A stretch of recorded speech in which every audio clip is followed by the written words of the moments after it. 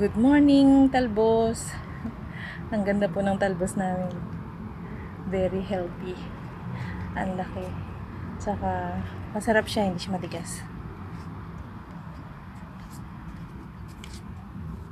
Ayan. Healthy sila. Malutong. Maganda yung kahit ito pwedeng kainin.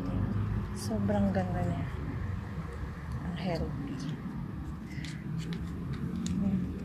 Ilang puno lang to pero makapal yung dahon niya.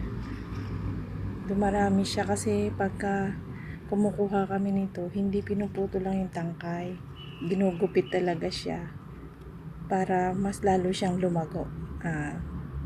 Tawag dito, mag-uusbong siya ng panibago.